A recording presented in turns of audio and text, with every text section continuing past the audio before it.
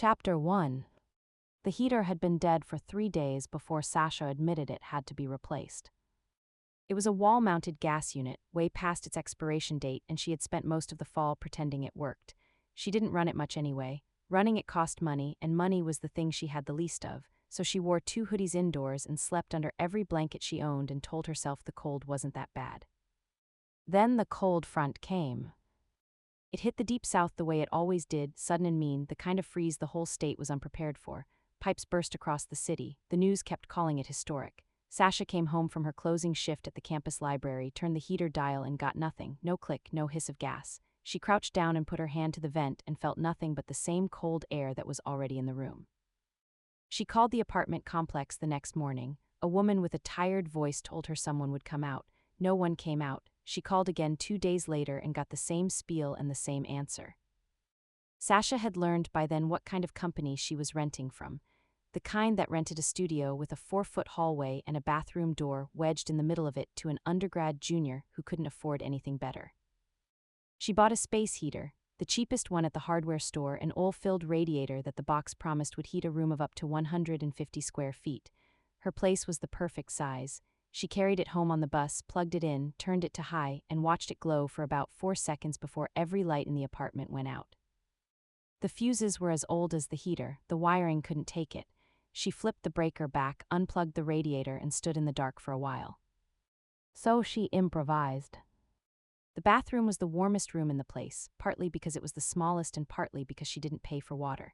She never figured out why. Some billing error in her favor, the only one she'd ever gotten. She hung a bedsheet at each end of the hallway, sealing off the 4 feet of space between the bathroom and the main room. Then at night she ran the shower as hot as it would go and left it running with the door open until the hot water gave out and the whole hallway filled with steam. She dragged her camping mattress onto the bathroom floor, a thin twin pad. She laid it down in the steam, climbed into her sleeping bag, and piled blankets on top of that. The first night she did it, she lay there breathing the warm, wet air and thought, with no irony at all, that it was working. The floor was hard, her hip ached against the tile by morning, but she was warm, and being warm was the whole goal. She had solved the problem with what she had. That counted for something. She had been doing this for 3 nights when Bio came around again. Bio 102 met in a lecture hall that seated 200. Sasha sat in the far corner of the front row, which was the seat nobody wanted, which was exactly why she took it. The front row meant she could hear better. Corner meant no one sat beside her and tried to talk. She kept color-coded notes in a binder and read the $400 textbook cover to cover because she'd paid $400 for it. She was good at the class. She was good at most of her classes. It was the one part of her life that ran the way it was supposed to. The girl started sitting next to her in October. It happened by accident. The girl came in late one morning, every other seat taken, and dropped into the empty chair in Sasha's corner with an apologetic look and a coffee that smelled like caramel. She was friendly. She had the kind of put-together look that Sasha associated with the sorority houses on the north end of campus, the girls who always seemed to be going somewhere better than wherever they currently were. She pulled out a laptop with a cracked case covered in stickers and a clicker for the in-class quizzes and settled in like she belonged there. Halfway through the lecture, the professor put up a quiz question. The girl leaned over.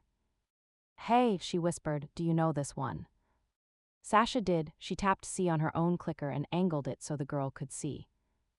"You're a lifesaver," the girl whispered. The next class she came in late again, took the same seat and asked again.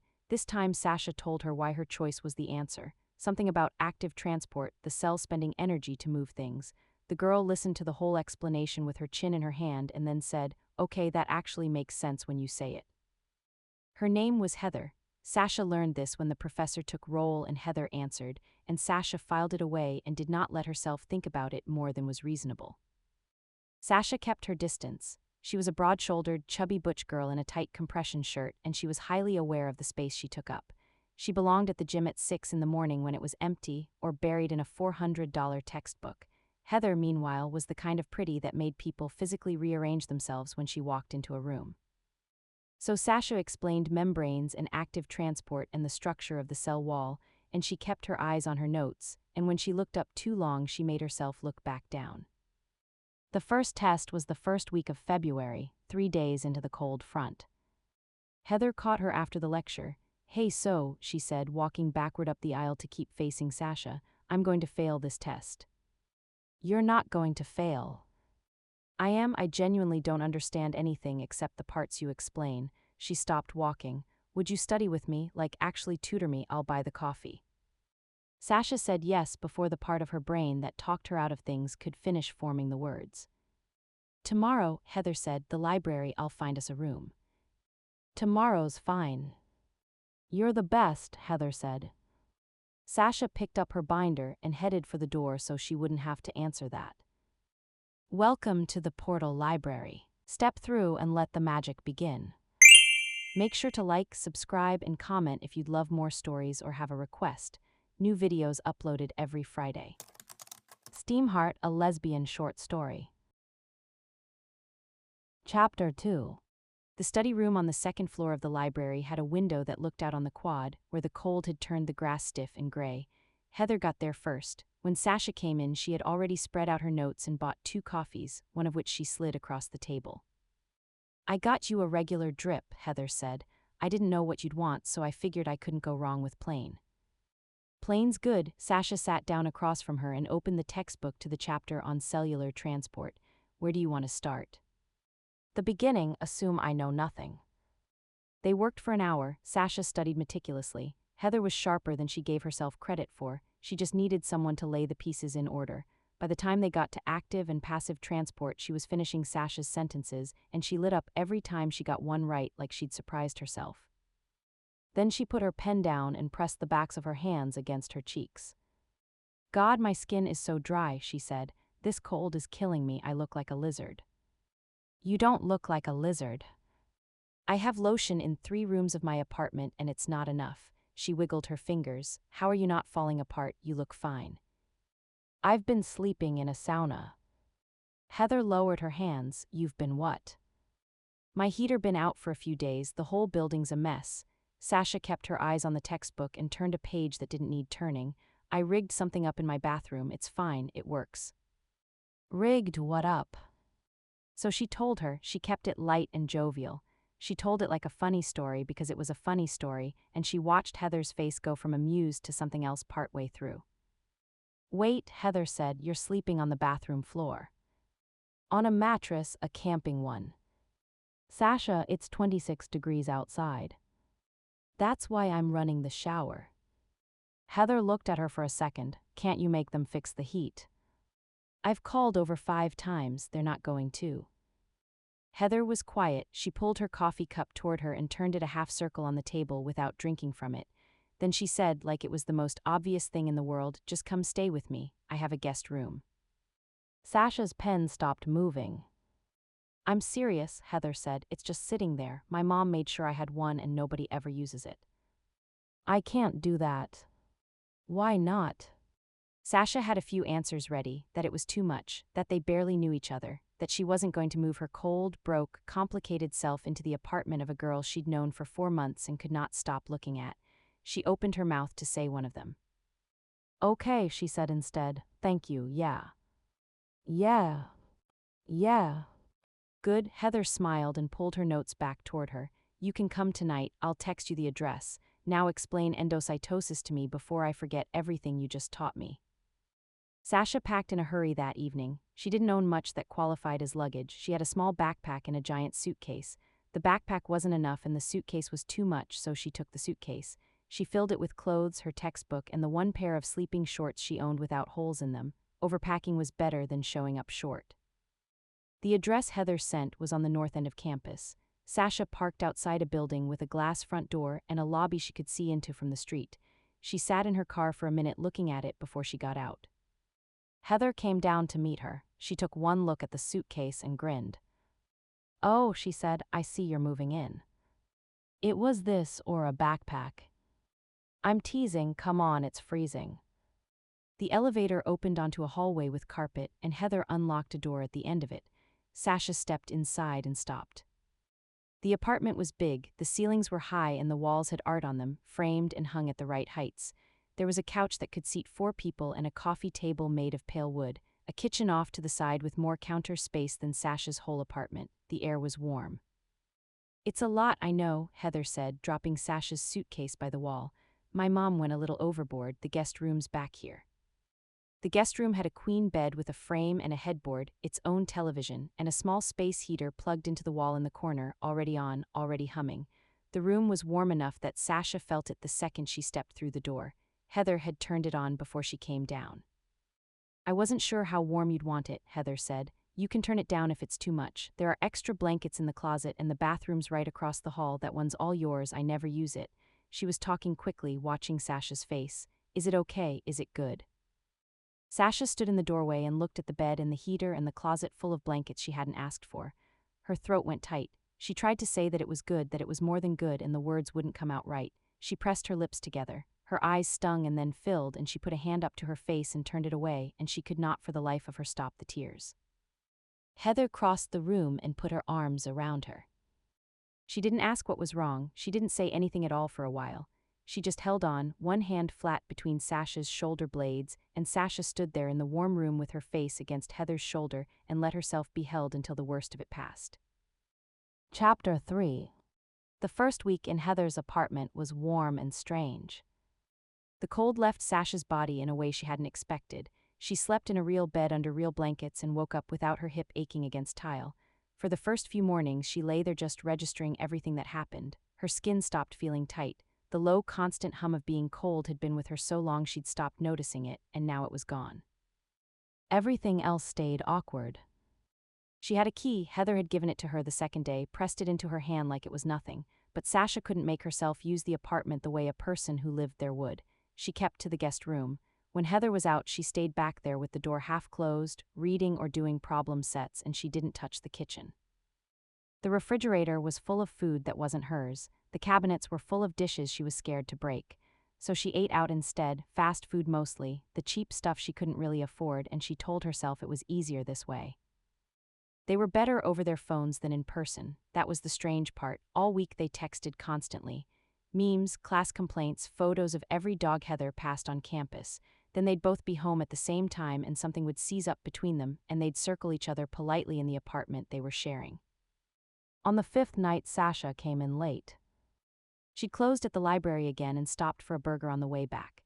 She let herself into the dark apartment as quietly as she could, holding the paper bag against her chest to keep it from crinkling. The lights were off in the main room. She thought Heather was asleep. She got 3 steps down the hallway before a door opened, and Heather came out of the kitchen in an oversized t-shirt and sleeping shorts, a glass of water in her hand, and they nearly walked into each other in the 4-foot space. "Oh," Heather said. "Hey." "Hey, sorry, I was trying to be quiet." Heather's eyes went to the bag. Sasha watched her see it, the grease spots, the logo, the smell of it filling the hallway. "You got fast food," Heather said. "Yeah, I was out so." "There's a whole fridge of food in there." Heather wasn't accusing her of anything. She said it slowly like she was working something out. "You know you can eat it, right? That's why it's there." "I didn't want to mess with your stuff." "It's not my stuff, it's just food." Heather looked at her for a moment in the dark, then she stepped back into the kitchen. Sasha heard the cabinet open, the tap run. Heather came back out with a second glass of water and set it on the counter at the edge of the hallway, next to where Sasha was standing. "In case you want it," Heather said. "Good night, Sasha." "Good night." Heather went into her room and shut the door. Sasha stood in the hallway with her cold burger and the glass of water Heather had poured her without being asked, and she did not move until she heard the bed creak on the other side of the wall. On Saturday, Heather knocked on the guest room door in the early evening. "Do you eat tacos?" she asked. "Everybody eats tacos." "Good, come help me. I bought too much stuff and I'm not cooking it alone." The kitchen had clean counters and good knives, and Heather put Sasha to work on the vegetables. She set a cutting board in front of her, a knife, an onion, a bag of peppers, and a tomato, and she took the meat and the pan for herself. They worked side by side with the radio on. It was the second time they'd interacted in person all week. Sasha started on the onion. A few cuts in, her eyes started to water, and then they were really going, stinging and streaming, and she blinked hard and kept cutting. "Are you crying?" Heather said, glancing over. "It's the onion." "Sure it is." "It is, I told you I'm a crier." Sasha wiped her eyes on her shoulder. "I cry at onions, commercials, the gym when a really old guy is working out. It's a whole thing." Heather laughed. She set down her spoon and came over, and she put her arm around Sasha from the side, and she pressed a kiss to her shoulder.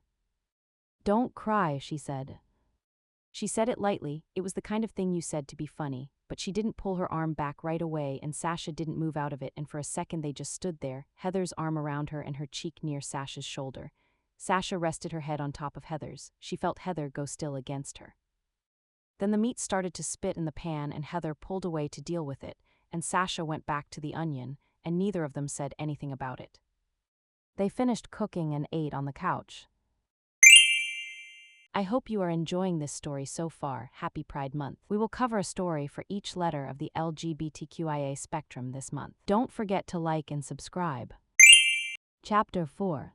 They ate with the TV on and the big blanket pulled across both their laps. The couch was the kind you sank into, deep and soft, big enough that they could sit a comfortable foot apart with their feet up on the coffee table.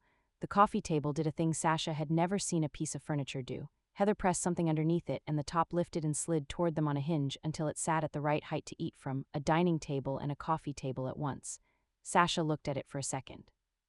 Rich people furniture, she said. It was my mom's idea. She saw it in a catalog. Heather pulled it the last inch toward her. I'm not going to pretend it isn't great, though. They finished the tacos. Heather got up and came back with 2 bowls of ice cream and handed one to Sasha, then settled back under the blanket and pulled it up over both of them again. She'd put a movie on, one of the old Disney ones, Hercules. This okay? Heather asked. It's my comfort movie. I've seen it 1,000 times. It's good. I haven't seen it since I was a kid. The movie started, they ate their ice cream and watched, and it was easy in a way the apartment hadn't been all week, the two of them under the same blanket with the lights low and a movie neither of them had to pay attention to. Sasha felt herself settle, her shoulders relaxed for the first time this week. Then Meg came on screen. Heather tilted her head. Man, she said, I had such a crush on her when I was a kid. Sasha's spoon stopped halfway to her mouth. She put it back in the bowl. On Meg, she said.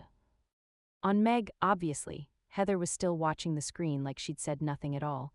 She's got the whole sarcastic thing going. I was way too young to know why I liked her so much. Right, Sasha said.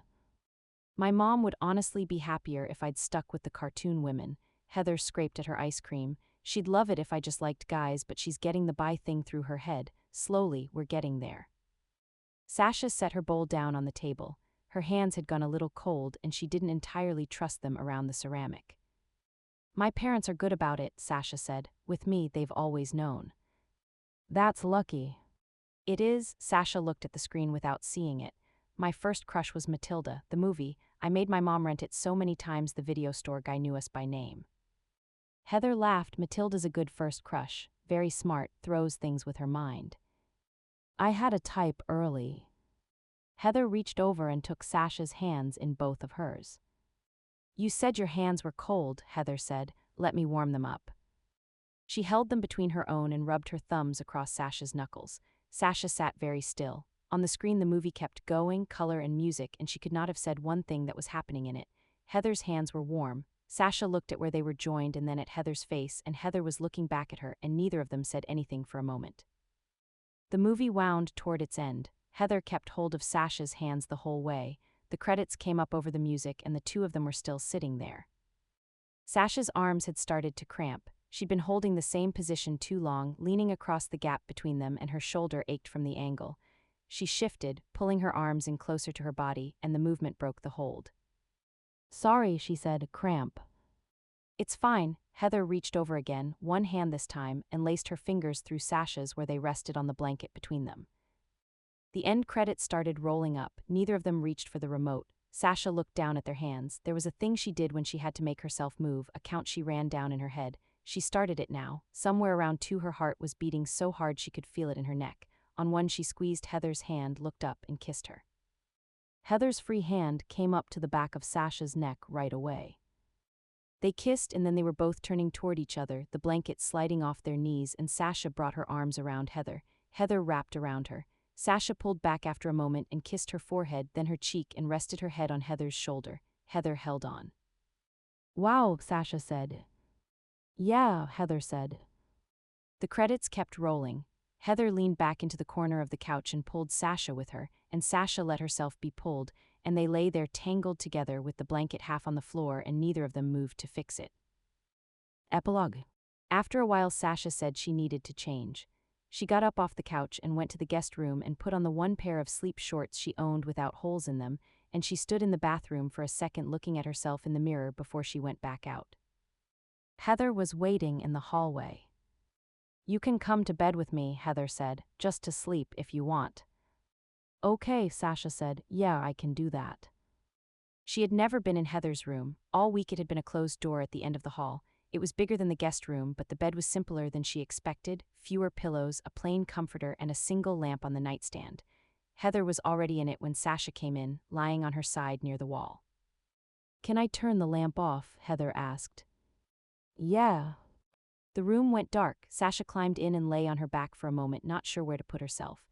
Then she reached an arm out toward the middle of the bed and she felt Heather move, felt her back come up against Sasha's chest until they fit together. Sasha curled around her. She slid her arm over Heather's waist and let her hand come to rest under the pillow. It bumped against Heather's hand already there. Their fingers found each other in the dark and held.